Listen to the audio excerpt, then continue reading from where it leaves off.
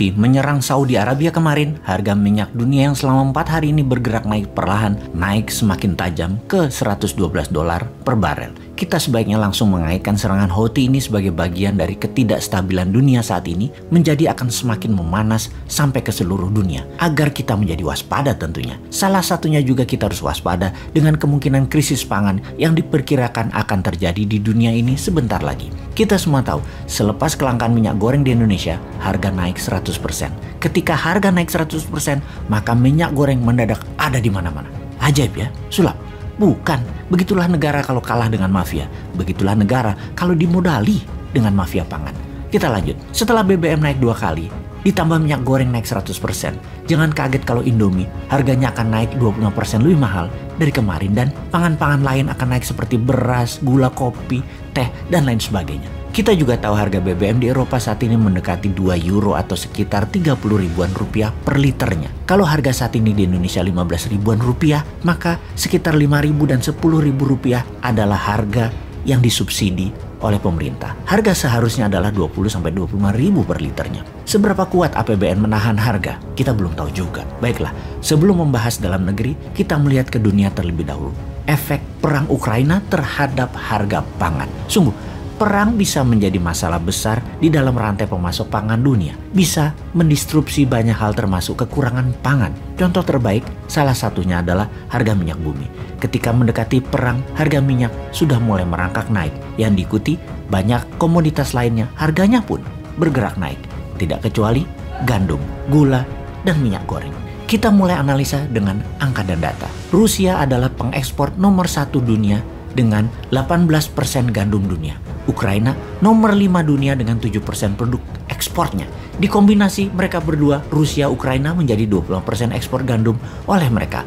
Apa yang terjadi kalau dunia, kalau rantai pangan ini terdisrupsi, kekurangan pangan dan inflasi di mana-mana, itu pasti. Dengan serangan Rusia ke 3 pelabuhan Ukraina, maka pengiriman gandum terganggu. Sehubungan dengan hal itu, Rusia melakukan penyetopan pengiriman gandum ke negara-negara ex-Soviet yang berpihak ke NATO. Bayangkan 26% suplai gandum dalam semalam hilang di pasar dunia. Pertanyaannya, negara mana yang akan terkena dampak buruknya? Mesir, Turki, Bangladesh, Nigeria, Yaman, Azerbaijan, Sudan, mereka adalah negara yang bergantung pada Rusia dan Ukraina dalam pengadaan gandum. Juga Libya, Lebanon, dan Tunisia. Lihat fakta ini.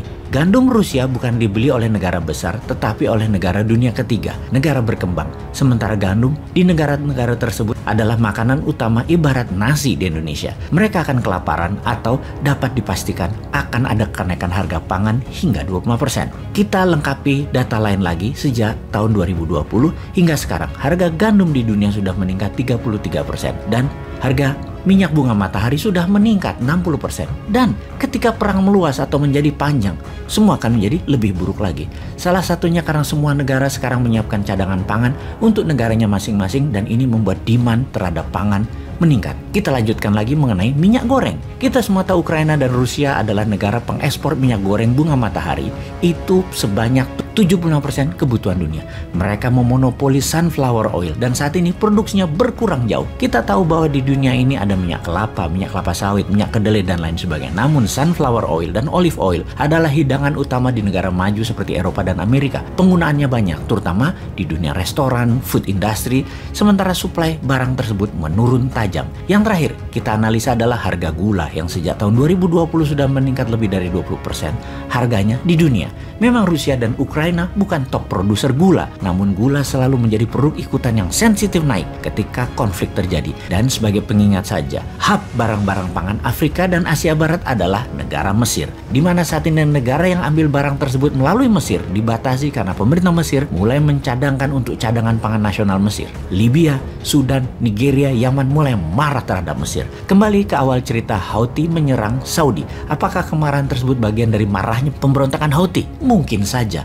Itulah efek perang di Ukraina, di mana kita di Indonesia tidak terlibat apapun sejauh ini, namun sudah merasakan efeknya secara langsung. Juga warga Bangladesh, warga Ethiopia, Lebanon, Tunisia yang bisa kelaparan, yang akan membuat dunia semakin rawan untuk bentrok demi pangan sebagai bagian dari perang dunia ketiga. Mungkinkah itu terjadi?